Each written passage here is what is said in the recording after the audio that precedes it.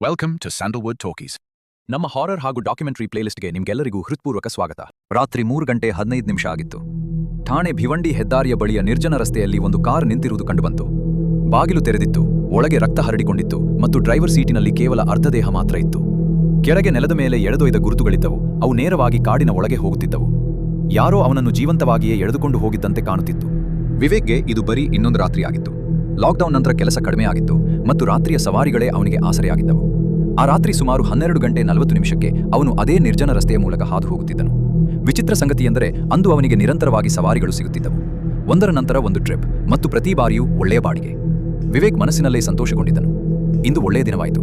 ಇನ್ನೊಂದು ಕೊನೆ ರೈಡ್ ಸಿಕ್ಕರೆ ಸಾಕು, ನಂತರ ನೇರ ಮನೆಗೆ. ಅವನು ಗಡಿಯಾರ ನೋಡಿದನು.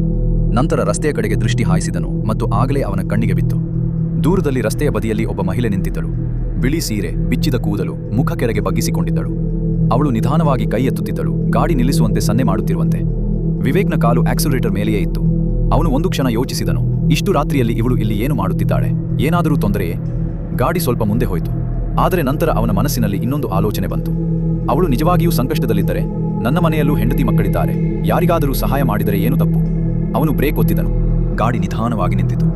ಆ ಮಹಿಳೆ ಈಗ ಸಂಪೂರ್ಣ ಹತ್ತಿರದಲ್ಲಿದ್ದಳು. ಆದರೆ ವಿಚಿತ್ರವೆಂದರೆ ಅವಳು ಸ್ವಲ್ಪವೂ ಅಲುಗಾಡಲಿಲ್ಲ. ಗಾಡಿ ನಿಲ್ಲುತ್ತದೆಂದು ಅವಳಿಗೆ ಮೊದಲೇ ತಿಳಿದಿದ್ದೇನೋ ಎಂಬಂತೆ. ಗಾಡಿ ನಿಲ್ಲಿಸಿ. ಅವಳ ಧ್ವನಿ ಗಂಟಲಿನಲ್ಲಿ ಏನೋ ಸಿಕ್ಕಿಕೊಂಡಂತಿತ್ತು. ಒಣಗಿದ, ಮುರಿದ ಮತ್ತು ವಿಚಿತ್ರವಾಗಿ ತಣ್ಣಗಿತ್ತು. ವಿವೇಕ್ ಕಿಟಕಿ ಕೆಳಗಿಳಿಸಿದನು. ಇಷ್ಟು ರಾತ್ರಿಯಲ್ಲಿ ಇಲ್ಲಿ ಏನು ಮಾಡ್ತಿದ್ದೀರಿ? ನಾನು ಮನೆಗೆ ಹೋಗಬೇಕು. ಅವಳು ತಲೆ ಎತ್ತಲಿಲ್ಲ. ನಿಧಾನವಾಗಿ ಬಾಗಿಲು ತೆರೆದು ಬೇರೇನೂ ಹೇಳದೆ ಹಿಂದಿನ ಸೀಟ್ನಲ್ಲಿ ಕುಳಿತುಕೊಂಡಳು. ತನಗೆ ಕುಳಿತುಕೊಳ್ಳಲು ಬಿಡಲಾಗುತ್ತದೆ ಎಂದು ಅವಳಿಗೆ ಮೊದಲೇ ಗೊತ್ತಿತ್ತೇನೋ ಎಂಬಂತೆ. ಅವಳು ಒಳಗೆ ಕುಳಿತ ತಕ್ಷಣ ವಿವೇಕ್ಗೆ ಒಂದು ವಿಚಿತ್ರ ಚಳಿ ಅನುಭವವಾಯಿತು. ಎಸಿ ಆಫ್ ಆಗಿತ್ತು, ಆದರೂ ಗಾಡಿಯ ಒಳಗಿನ ಗಾಳಿ ಇದ್ದಕ್ಕಿದ್ದಂತೆ ತಣ್ಣಗಾಯಿತು. ವಿವೇಕ್ ಒಂದು ಕ್ಷಣ ಕನ್ನಡಿಯಲ್ಲಿ ನೋಡಿದನು. ಆದರೆ ಆ ಮಹಿಳೆಯ ಮುಖ ಇನ್ನೂ ಬಗ್ಗಿಯೇ ಇತ್ತು ಮತ್ತು ಗಾಡಿಯ ಒಳಗೆ ಇದ್ದಕ್ಕಿದ್ದಂತೆ ಒಂದು ವಿಚಿತ್ರ ವಾಸನೆ ಹರಡತೊಡಗಿತು. ಒದ್ದೆ ಮಣ್ಣು ಮತ್ತು ಕೊಳೆತ ವಾಸನೆಯ ಮಿಶ್ರಣ. ವಿವೇಕ್ ಏನೂ ಹೇಳಲಿಲ್ಲ, ಸುಮ್ಮನೆ ಗಾಡಿ ಚಲಾಯಿಸುತ್ತಿದ್ದನು. ಗಾಡಿ ಮುಂದೆ ಸಾಗುತ್ತಿತ್ತು. ಆದರೆ ಈಗ ವಿವೇಕ್ನ ಗಮನ ರಸ್ತೆಗಿಂತ ಹೆಚ್ಚಾಗಿ ಹಿಂದೆ ಕುಳಿತಿದ್ದ ಆ ಮಹಿಳೆಯ ಮೇಲಿತ್ತು. ಏಕೆಂದರೆ ಗಾಡಿಯ ಒಳಗಿನ ವಾಸನೆ ನಿಧಾನವಾಗಿ ಹೆಚ್ಚಾಗುತ್ತಿತ್ತು. ಮೊದಲಿಗೆ ಅವನಿಗೆ ಬಹುಶಃ ಹೊರಗೆ ಎಲ್ಲೋ ಚರಂಡಿ ಇರಬಹುದೆಂದು ಅನಿಸಿತು. ಆದರೆ ಈಗ ಆ ದುರ್ವಾಸನೆ ನೇರವಾಗಿ ಅವನ ಉಸಿರಾಟದೊಳಗೆ ಇಳಿಯುತ್ತಿತ್ತು. ಕೊಳೆತ ಮಣ್ಣು, ಒದ್ದೆ ಬಟ್ಟೆಗಳು ಮತ್ತು ಸತ್ತ ದೇಹದ ರೀತಿಯ ವಾಸನೆ. ವಿವೇಕ್ಗೆ ಉಸಿರಾಡಲು ಕಷ್ಟವಾಗತೊಡಗಿತು. ಅವನು ಸ್ವಲ್ಪ ಕಿಟಕಿ ಗಾಜು ಕೆಳಗಿಳಿಸಲು ಪ್ರಯತ್ನಿಸಿದನು, ಆದರೆ ಅವನ ಕೈ ತಾನಾಗಿಯೇ ನಿಂತು ಹೋಯಿತು. ಅವನು ಮತ್ತೆ ಕನ್ನಡಿಯಲ್ಲಿ ನೋಡುತ್ತಾ ಕೇಳಿದನು, ನೀವು ಕಿಟಕಿ ತೆರೆದಿದ್ದೀರಾ? ಕನ್ನಡಿಯಲ್ಲಿ ಅವನಿಗೆ ಬರೀ ಅವಳ ಕೂದಲು ಮಾತ್ರ ಕಾಣಿಸಿತು.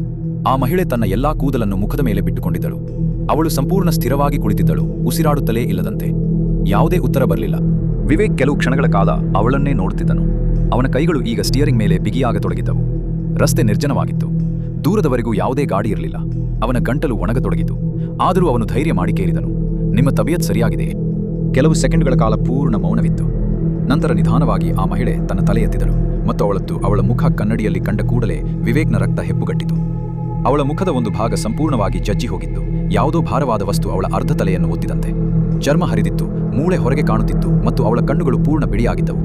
ವಿವೇಕ್ನ ಉಸಿರು ಸಿಕ್ಕಿಕೊಂಡಿತು. ಅವನ ಕಣ್ಣುಗಳ ಮುಂದೆ ದಾರಿ ಮಸುಕಾಗತೊಡಗಿತು. ಅವನು ಭಯದಿಂದ ಮತ್ತೆ ಕನ್ನಡಿಯಲ್ಲಿ ನೋಡಿದನು.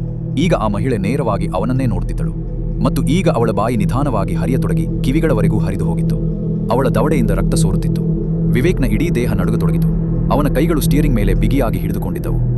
ಹಾಗಾದರೆ ನೀನ್ಯಾರು? ಆ ಮಹಿಳೆಯ ಕುತ್ತಿಗೆ ನಿಧಾನವಾಗಿ ವಕ್ರವಾಯಿತು ಮತ್ತು ಅವಳು ನಗತೊಡಗಿದಳು. ಪೈಶಾಚಿಕ ನಗು. ನೀನ್ ನನ್ನನ್ನು ಗುರುತಿಸ್ತೀಯಾ ಅಲ್ವೇ? ವಿವೇಕ್ನ ಉಸಿರಾಟ ವೇಗವಾಯಿತು. ಅವನಿಗೆ ಏನೂ ಅರ್ಥವಾಗುತ್ತಿರಲಿಲ್ಲ. ನೀನು ನನ್ನನ್ನು ಸಾಯಲ್ ಬಿಟ್ಬಿಟ್ಟೆ, ಈಗ ನಾನು ನಿನ್ನನ್ನು ಬಿಡುವುದಿಲ್ಲ. ಇಷ್ಟು ಹೇರ್ತಲೇ ಅವಳು ವಿವೇಕ್ನ ಪಕ್ಕದ ಸೀಟಿನ ಹಿಂಭಾಗಕ್ಕೆ ಅಂಟಿಕೊಂಡ್ಳು. ಅವಳ ಮುಖ ವಿವೇಕ್ನ ಕಿವಿಯ ಬಳಿಯೇ ಇತ್ತು. ಅವಳ ಕೊಳೆತ ಉಸಿರು ವಿವೇಕ್ನ ಕುತ್ತಿಗೆಗೆ ತಾಗುತ್ತಿತ್ತು. ವಿವೇಕ್ ಜೋರಾಗಿ ಕಿರಿಚಿದನು. ಅವನ ಸ್ಟಿಯರಿಂಗ್ ಮೇಲಿನ ಹಿಡಿತ ತಪ್ಪಿಹೋಯಿತು. ಗಾಡಿ ಇದ್ದಕ್ಕಿದ್ದಂತೆ ರಸ್ತೆ ಬಿಟ್ಟು ನೇರವಾಗಿ ಕಾಡಿನೊಳಗೆ ನುಗ್ಗಿತು. ಆ ಮಹಿಳೆ ರಸ್ತೆ ಮೇಲೆ ಹಲವಾರು ಜನರಿಗೆ ಕಾಣಿಸಿಕೊಂಡಿದ್ದಳು. ಅವಳಿಗೆ ಲಿಫ್ಟ್ ಕೊಟ್ಟವರೆಲ್ಲ ಕೆಲವು ದಿನಗಳ ನಂತರ ಅವರ ಶವ ಸಿಗುತ್ತಿತ್ತು. ಯಾರದೋ ಕಾರು ಕಂದಕದಲ್ಲಿ, ಯಾರದೋ ಶವ ಕಾಡಿನಲ್ಲಿ, ಇನ್ನೂ ಯಾರೋ ನಾಪತ್ತೆ. ಹಲವಾರು ಕುಟುಂಬಗಳು ಪೊಲೀಸ್ ದೂರು ಕೂಡ ದಾಖಲಿಸಿದ್ದವು. ಆದರೆ ಪ್ರತಿ ಬಾರಿಯೂ ಪೊಲೀಸರು ಬರೀ ಒಂದೇ ವಿಷಯ ಬರೆಯುತ್ತಿದ್ದರು, ರಾತ್ರಿಯ ಅಪಘಾತ, ಮತ್ತು ಕೇಸ್ ಮುಚ್ಚಲಾಗುತ್ತಿತ್ತು. ಹೀಗಿರುವಾಗ ಒಂದು ರಾತ್ರಿ ಸತೀಶ್ ಅದೇ ದಾರಿಯಲ್ಲಿ ತನ್ನ ಗಾಡಿ ತೆಗೆದುಕೊಂಡು ಹಾದು ಹೋಗುತ್ತಿದ್ದನು. ರಾತ್ರಿ ಸುಮಾರು 1 ಗಂಟೆಯಾಗಿತ್ತು. ಸುತ್ತಲೂ ಕಗ್ಗತ್ತಲು ಮತ್ತು ರಸ್ತೆಯ ಮೇಲೆ ಬರೀ ಅವನ ಗಾಡಿಯ ಹೆಡ್ಲೈಟ್ಗಳು.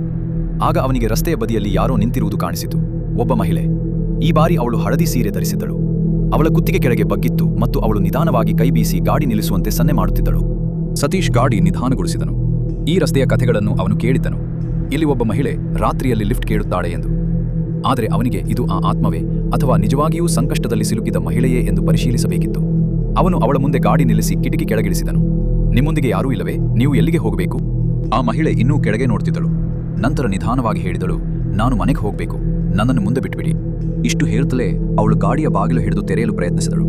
ಆದರೆ ಅವಳ ಕೈ ಬಾಗಿಲನ್ನು ಮುಟ್ಟಿದ ತಕ್ಷಣ ಇದ್ದಕ್ಕಿದ್ದಂತೆ ಅವಳಿಗೆ ಜೋರಾದ ಆಘಾತವಾಯಿತು. ಅವಳ ಕೈಯಿಂದ ಹೊಗೆ ಬರತೊಡಗಿತು ಮತ್ತು ಆ ಮಹಿಳೆ ಭಯಂಕರವಾಗಿ ಕಿರುಚುತ್ತಾ ನೇರವಾಗಿ ಕಾಡಿನ ಕಡೆಗೆ ಓಡಿ ಹೋದಳು. ಸತೀಶ್ಗೆ ಅರ್ಥವಾಯಿತು, ಅವಳು ಯಾವುದೇ ಮನುಷ್ಯಳಲ್ಲ. ಸತೀಶ್ ಒಬ್ಬ ತಾಂತ್ರಿಕನಾಗಿದ್ದನು. ಅವನ ಗಾಡಿಯ ಮೇಲೆ ರಕ್ಷಣಾ ಮಂತ್ರಗಳನ್ನು ಹಾಕಲಾಗಿತ್ತು ಮತ್ತು ಆ ಶಕ್ತಿಯ ಕಾರಣದಿಂದಲೇ ಆ ಆತ್ಮ ಒಳಗೆ ಬರಲಾಗಲಿಲ್ಲ. ಸತೀಶ್ ತಡಮಾಡದೆ ನೇರವಾಗಿ ಪೊಲೀಸ್ ಠಾಣೆಗೆ ಹೊರಟನು. ಅಲ್ಲಿ ಅವನ ಹಳೆಯ ಸ್ನೇಹಿತ ಇನ್ಸ್ಪೆಕ್ಟರ್ ದೇಶಮುಖ್ ಇದ್ದನು. ಅರೆ ಸತೀಶ್, ಇಷ್ಟು ರಾತ್ರಿಯಲ್ಲಿ ಇಲ್ಲಿ ಹೇಗೆ ಬಂದೆ? ಆ ರಸ್ತೆಯ ಮೇಲೆ ನಡೆಯುತ್ತಿರುವುದು ಅಪಘಾತವಲ್ಲ. ದೇಶಮುಖ್ ಮೌನವಾದನು. ಅದೊಂದು ಆತ್ಮ ಮತ್ತು ಅದು ಈಗಲೂ ಜನರನ್ನು ಕೊಲ್ಲುತ್ತಿದೆ.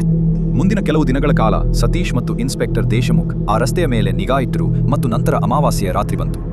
ರಾತ್ರಿ 12 ಗಂಟೆಗೆ ಸತೀಶ್ ತನ್ನ ಗುರುಗಳಾದ ಪಂಡಿತ್ ಗಜಾನನ್ ಅವರನ್ನು ಕರೆದುಕೊಂಡು ಅದೇ ರಸ್ತೆಗೆ ಬಂದನು. ಪಂಡಿತ್ ಗಜಾನನ್, ಸತೀಶ್ ಮತ್ತು ಇನ್ಸ್ಪೆಕ್ಟರ್ ದೇಶಮುಖ್ ಮೂವರು ಅದೇ ನಿರ್ಜನ ರಸ್ತೆಯಲ್ಲಿ ನಿಂತಿದ್ದರು. ಸುತ್ತಲೂ ಕಗ್ಗತ್ತಲು ಆವರಿಸಿತ್ತು. ಪಂಡಿತ್ ಗಜಾನನ್ ನಿಧಾನವಾಗಿ ಆ ತಿರುವಿನ ಕಡೆಗೆ ಹೆಜ್ಜೆ ಹಾಕಿದರು. ಅಲ್ಲಿ ಅತಿ ಹೆಚ್ಚು ಅಪಘಾತಗಳಾಗಿದ್ದವು. ಅವರು ತಮ್ಮ ಕಣ್ಣುಗಳನ್ನು ಮುಚ್ಚಿ ಕೈಯಲ್ಲಿ ಹಿಡಿದಿದ್ದ ರುದ್ರಾಕ್ಷಿ ಮಾಲೆಯ ಮೇಲೆ ಮಂತ್ರ ಪಠಿಸತೊಡಗಿದರು. ಗಾಳಿ ಇದ್ದಕ್ಕಿದ್ದಂತೆ ಭಾರವಾಗತೊಡಗಿತು. ಸತೀಶ್ಗೆ ಸುತ್ತಮುತ್ತಲಿನ ತಾಪಮಾನ ನಿಧಾನವಾಗಿ ಇಳಿಯುತ್ತಿರುವಂತೆ ಅನುಭವವಾಯಿತು. ಇನ್ಸ್ಪೆಕ್ಟರ್ ದೇಶಮುಖ್ನ ಕೈಗಳು ನಡುಗತೊಡಗಿದವು. ಇದು ಇದ್ದಕ್ಕಿದ್ದಂತೆ ಇಷ್ಟು ಚಳಿ ಹೇಗಾಯಿತು? ಪಂಡಿತ್ ಗಜಾನನ್ ರಸ್ತೆಯ ಮಣ್ಣನ್ನು ಎತ್ತುಕೊಂಡರು. ಅದನ್ನು ಆಘ್ರಾಣಿಸಿದರು ಮತ್ತು ಇದ್ದಕ್ಕಿದ್ದಂತೆ ಅವರ ಕಣ್ಣುಗಳು ತೆರೆದವು. ಇಲ್ಲಿ ಬರೀ ಸಾವಷ್ಟೇ ಸಂಭವಿಸಿಲ್ಲ, ಇಲ್ಲಿ ಯಾರದೋ ವೇದನೆ ಅಪೂರ್ಣವಾಗಿ ಉಳಿದಿದೆ. ಪಂಡಿತ್ ಗಜಾನನ್ ಆ ಜಾಗದಲ್ಲಿ ಕುಳಿತರು. ಅವರು ಕಪ್ಪು ಬಟ್ಟೆಯ ಮೇಲೆ ಸ್ವಲ್ಪ ಬೂದಿ ಹರಡಿದರು, ಸಾಸಿವೆ ಎಣ್ಣೆ ಸುರಿದರು ಮತ್ತು ಮಂತ್ರ ಪಠಿಸುತ್ತಾ ಅಗ್ನಿ ಹೊತ್ತಿಸಿದರು. ಕೆಲವೇ ಸೆಕೆಂಡುಗಳಲ್ಲಿ ಜ್ವಾಲೆ ವಿಚಿತ್ರವಾಗಿ ನಡುಗತೊಡಗಿತು. ನಂತರ ಪಂಡಿತ್ ಗಜಾನನ್ ಕಣ್ಣುಗಳ ಮುಂದೆ ದೃಶ್ಯ ಮೂಡತೊಡಗಿತು. ಕೆಲವು ವರ್ಷಗಳ ಹಿಂದೆ ಅದೇ ರಸ್ತೆಯಲ್ಲಿ ಒಂದು ಭಯಾನಕ ಅಪಘಾತ ಸಂಭವಿಸಿತ್ತು. ಜೋರು ಮಳೆಯ ರಾತ್ರಿಯಾಗಿತ್ತು. ಒಂದು ಟ್ರಕ್ ನಿಯಂತ್ರಣ ತಪ್ಪಿ ಎದುರಿನಿಂದ ಬರುತ್ತಿದ್ದ ಬೈಕ್ಗೆ ಡಿಕ್ಕಿ ಹೊಡೆಯಿತು. ಡಿಕ್ಕಿ ಎಷ್ಟು ಜೋರಾಗಿತ್ತೆಂದರೆ ವ್ಯಕ್ತಿ ಅಲ್ಲೇ ರಸ್ತೆಯ ಮೇಲೆ ಎಳೆದಾಡಿಕೊಂಡು ಹೋದನು. ಅವನ ಸ್ಥಳದಲ್ಲೇ ಸಾವು ಸಂಭವಿಸಿತು. ಆದರೆ ಅವನ ಪತ್ನಿ ಜೀವಂತವಾಗಿದ್ದಳು. ಅವಳು ರಸ್ತೆಯ ಮೇಲೆ ಬಿದ್ದಿದ್ದಳು. ಇಡೀ ದೇಹ ರಕ್ತದಿಂದ ತೊಯ್ದಿತ್ತು, ಮೂಳೆಗಳು ಮುರಿದಿದ್ದವು ಮತ್ತು ಉಸಿರಾಟ ತುಂಡಾಗುತ್ತಿತ್ತು. ಅವಳು ಸಹಾಯ ಕೇಳುತ್ತಿದ್ದಳು. ಯಾರಾದರೂ ನನ್ನನ್ನು ಉಳಿಸಿ, ನನ್ನನ್ನು ಆಸ್ಪತ್ರೆಗೆ ಕರೆದುಕೊಂಡು ಹೋಗಿ. ಹಲವಾರು ಗಾಡಿಗಳು ಅಲ್ಲಿಂದ ಹಾದು ಹೋದವು. ಕೆಲವು ನಿಧಾನವಾದವು, ಆದರೆ ಯಾರೂ ನಿಲ್ಲಲಿಲ್ಲ. ಜನ ಪೊಲೀಸ್ ಕೇಸ್ಗೆ ಹೆದರಿ ಅವಳನ್ನು ಅದೇ ಸ್ಥಿತಿಯಲ್ಲಿ ಬಿಟ್ಟು ಹೋದರು. ಗಂಟೆಗಟ್ಟಲೆ ಆ ಮಹಿಳೆ ರಸ್ತೆಯ ಮೇಲೆ ಒದ್ದಾಡುತ್ತಿದ್ದಳು. ನಂತರ ನಿಧಾನವಾಗಿ ಅವಳ ಉಸಿರು ನಿಂತು ಹೋಯಿತು. ಇನ್ಸ್ಪೆಕ್ಟರ್ ದೇಶಮುಖ್ ಮರುದಿನ ಹಳೆಯ ದಾಖಲೆಗಳನ್ನು ಧರಿಸಿದನು. ಆ ಅಪಘಾತದ ಕಡತದಲ್ಲಿ ಆ ಮಹಿಳೆಯ ಹೆಸರು ಬರೆಯಲಾಗಿತ್ತು, ಸಂಧ್ಯಾ ಠಾಕೂರ್, ಮತ್ತು ಅವಳ ಪತಿಯ ಹೆಸರು ಮನೀಶ್ ಠಾಕೂರ್. ಇಷ್ಟು ವರ್ಷಗಳಾಗಿದ್ದವು ಮತ್ತು ಈ ಕೇಸ್ ಬರೀ ಅಪಘಾತ ಎಂದು ಹೇಳಿ ಮುಚ್ಚಲಾಗಿತ್ತು. ಪಂಡಿತ್ ಗಜಾನನ್ ರಸ್ತೆಯ ಮಧ್ಯದಲ್ಲೇ ನಿಂತುಕೊಂಡ್ರು. ಅವರ ಧ್ವನಿ ಈಗ ಭಾರವಾಗಿತ್ತು. ಈ ಆತ್ಮ ಪ್ರತೀಕಾರದಲ್ಲಿ ಬಂದಿಯಾಗಿದೆ. ಇದಕ್ಕೆ ಮುಕ್ತಿಸಿ ಸಿಗುವುದು ಇದರ ನೋವು ಪೂರ್ಣಗೊಂಡಾಗ ಮಾತ್ರ. ಅರ್ಧರಾತ್ರಿ ಆಗುತ್ತಿದ್ದಂತೆ ಅದೇ ರಸ್ತೆಯಲ್ಲಿ ಕ್ರಿಯೆ ಆರಂಭವಾಯಿತು.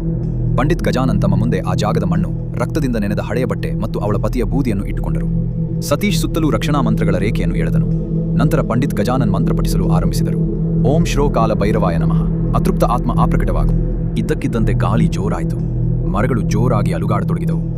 ರಸ್ತೆಯ ಮೇಲೆ ಧೂಳು ಹಾರತೊಡಗಿತು ಮತ್ತು ನಂತರ ಕಾಡಿನ ಕಡೆಯಿಂದ ಒಂದು ಉದ್ದವಾದ ಚೀರಾಟ ಕೇಳಿಸಿತು. ಅದೆಷ್ಟು ಭಯಾನಕವಾಗಿತ್ತೆಂದರೆ ಇನ್ಸ್ಪೆಕ್ಟರ್ ದೇಶಮುಖ್ನ ಕೈಯಿಂದ ಟಾರ್ಚ್ ಬಿದ್ದು ಹೋಯಿತು. ನಿಧಾನವಾಗಿ ಕತ್ತಲಲ್ಲಿ ಒಂದು ಆಕೃತಿ ಕಾಣಿಸಿಕೊಳ್ಳತೊಡಗಿತು. ಅದು ಆ ಮಹಿಳೆಯಾಗಿದ್ದಳು. ಈ ಬಾರಿ ಅವಳ ಪೂರ್ಣ ರೂಪ ಎದುರಿಗಿತ್ತು. ಅರ್ಧ ದೇಹ ಜಜ್ಜಿ ಹೋಗಿತ್ತು. ಕಣ್ಣುಗಳಿಂದ ರಕ್ತ ಸೋರುತ್ತಿತ್ತು. ಕೈಗಳ ಮೂಳೆಗಳು ಹೊರಗೆ ಚಾಚಿದ್ದವು ಮತ್ತು ಅವಳ ಬಾಯಿ ಕಿವಿಗಳವರೆಗೆ ಹರಿದು ಹೋಗಿತ್ತು. ಅವಳ ಬಿಳಿ ಸೀರೆ ಈಗ ಪೂರ್ಣ ಕೆಂಪಾಗಿ ಬಿಟ್ಟಿತ್ತು.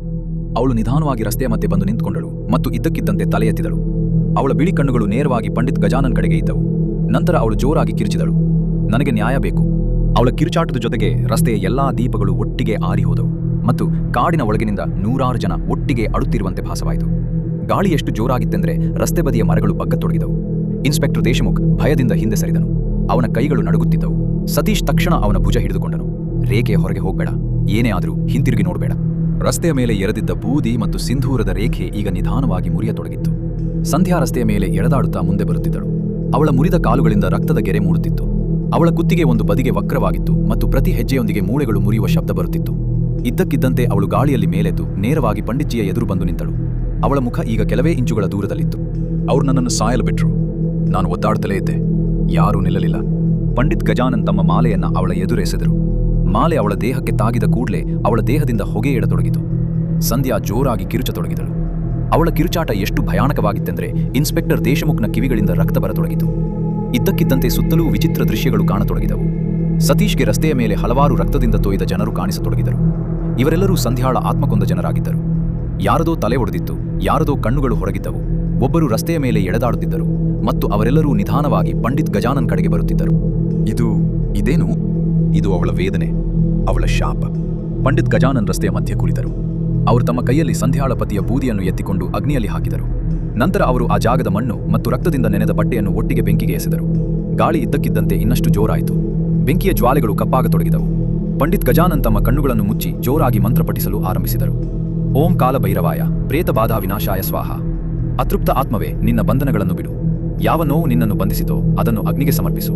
ಸಂಧ್ಯಾ ಇದ್ದಕ್ಕಿದ್ದಂತೆ ಜೋರಾಗಿ ಒದ್ದಾಡತೊಡಗಿದಳು. ಅವಳ ದೇಹ ಒಮ್ಮೆ ಮುದುಕಿಯಂತೆ ಕಂಡ್ರೆ ಒಮ್ಮೆ ಅರ್ಧಸುತ್ತ ಶವದಂತೆ ಕಾಣುತ್ತಿತ್ತು. ಅವಳು ರಸ್ತೆಯ ಮೇಲೆ ಉಗುರುಗಳಿಂದ ಪರಚಿಕೊಳ್ಳತೊಡಗಿದಳು ಮತ್ತು ನಂತರ ತಲೆ ಬಡಿದುಕೊಳ್ಳತೊಡಗಿದಳು. ನಾನು ಸಾಯಲು ಬಯಸಿರಲಿಲ್ಲ, ನಾನು ಬರೀ ಬದುಕಲು ಬಯಸಿದ್ದೆ. ಅವಳ ಧ್ವನಿ ಈಗ ಭಯಾನಕವಾಗಿರಲಿಲ್ಲ, ನೋವಿನಿಂದ ತುಂಬಿದಂತಿತ್ತು. ಪಂಡಿತ್ ಗಜಾನನ್ ನಿಧಾನವಾಗಿ ಅವಳ ಹತ್ತಿರ ಹೋದರು. ಅವರು ಬೂದಿಯ ಒಂದು ಭಾಗವನ್ನು ಸಂಧ್ಯಾಳ ತಲೆಯ ಮೇಲೆ ಹಾಕಿ ನಂತರ ತಮ್ಮ ಕೈಯಿಂದ ಅವಳ ಕಣ್ಣುಗಳನ್ನು ಮುಚ್ಚಿದರು. ಇದ್ದಕ್ಕಿದ್ದಂತೆ ಸಂಧ್ಯಾಳಿಗೆ ಟ್ರಕ್ನ ಹಿಂದೆ ಒಬ್ಬ ವ್ಯಕ್ತಿಯ ಮಸುಕಾದ ಆಕೃತಿ ಕಾಣಿಸಿತು. ಅದು ಅವಳ ಪತಿ ಮನೀಶ್ನ ಆತ್ಮವಾಗಿತ್ತು. ಅವನು ನಿಧಾನವಾಗಿ ಸಂಧ್ಯಾಳ ಕಡೆಗೆ ಬಂದನು. ಸಂಧ್ಯಾ ಅವನನ್ನು ನೋಡಿದಳು ಮತ್ತು ಮೊದಲ ಬಾರಿಗೆ ಅವಳ ಮುಖದಲ್ಲಿ ಭಯವಲ್ಲ, ನೆಮ್ಮದಿ ಕಾಣಿಸಿತು. ನೀವು ಮರಳಿ ಬಂದಿರಿ. ಮನೀಶ್ ಅವಳ ಕೈ ಹಿಡಿದುಕೊಂಡನು ಮತ್ತು ಮುಂದಿನ ಕ್ಷಣದಲ್ಲೇ ಸಂಧ್ಯಾಳ ದೇಹ ಹೊಗೆಯಾಗಿ ಬದಲಾಗತೊಡಗಿತು. ಅವಳ ಹರಿದ ಚರ್ಮ, ಮುರಿದ ಮೂಳೆಗಳು ಮತ್ತು ರಕ್ತದಿಂದ ತುಂಬಿದ ಮುಖ ನಿಧಾನವಾಗಿ ಮಾಯವಾಗತೊಡಗಿತು. ನಂತರ ಒಂದು ಕೊನೆಯ ಚೀರಾಟದೊಂದಿಗೆ ಅವರಿಬ್ಬರೂ ಕತ್ತಲಲ್ಲಿ ಲೀನವಾದರು. ಇದ್ದಕ್ಕಿದ್ದಂತೆ ಎಲ್ಲವೂ ಶಾಂತವಾಯಿತು. ಗಾಳಿ ನಿಂತಿತು, ಮರಗಳು ಸ್ಥಿರವಾದವು ಮತ್ತು ಮೊದಲ ಬಾರಿಗೆ ಆ ರಸ್ತೆಯ ಮೇಲೆ ಭಯ ಇರಲಿಲ್ಲ. ಇನ್ಸ್ಪೆಕ್ಟರ್ ದೇಶಮುಖ್ ನಿಧಾನವಾಗಿ ರಸ್ತೆಯ ಮೇಲೆ ಕುಳಿತನು. ಇಷ್ಟು ವರ್ಷಗಳಿಂದ ಅವಳಿಗೆ ಬರೀ ನ್ಯಾಯ ಬೇಕಿತ್ತು. ಆ ರಾತ್ರಿಯ ನಂತರ ಆ ರಸ್ತೆಯ ಮೇಲೆ ಎಂದಿಗೂ ಯಾವುದೇ ಅಪಘಾತ ಸಂಭವಿಸಲಿಲ್ಲ. ಜನರು ಹೇಳುತ್ತಾರೆ, ಇಂದಿಗೂ ಅಮಾವಾಸ್ಯೆಯ ರಾತ್ರಿ ಯಾರಾದರೂ ಆ ತಿರುವಿನ ಮೂಲಕ ಹಾದು ಹೋದರೆ ಅವರಿಗೆ ರಸ್ತೆ ಬದಿಯಲ್ಲಿ ಒಬ್ಬ ಮಹಿಳೆ ಮತ್ತು ಒಬ್ಬ ಪುರುಷ ಒಟ್ಟಿಗೆ ನಡೆಯುತ್ತಿರುವುದು ಕಾಣಿಸುತ್ತಾರೆ. ಈ ವಿಡಿಯೋ ನಿಮ್ಗೆ ಇಷ್ಟ ಆಗಿದ್ರೆ ದಯವಿಟ್ಟು ಲೈಕ್, ಸಬ್ಸ್ಕ್ರೈಬ್ ಮಾಡಿ ಮತ್ತು ಬೆಲ್ ಐಕಾನ್ ಅನ್ನು ಒತ್ತಿ. ನಿಮ್ಮ ಬೆಂಬಲವೇ ನಮಗೆ ಇನ್ನಷ್ಟು ಭಯಾನಕ ಕಥೆಗಳು, ನೈಜ ಘಟನೆಗಳು ಹಾಗೂ ಕುತೂಹಲಕಾರಿ ಡಾಕ್ಯುಮೆಂಟರಿಗಳನ್ನು ನಿಮ್ಮ ಮುಂದೆ ತರುವ ಪ್ರೇರಣೆ.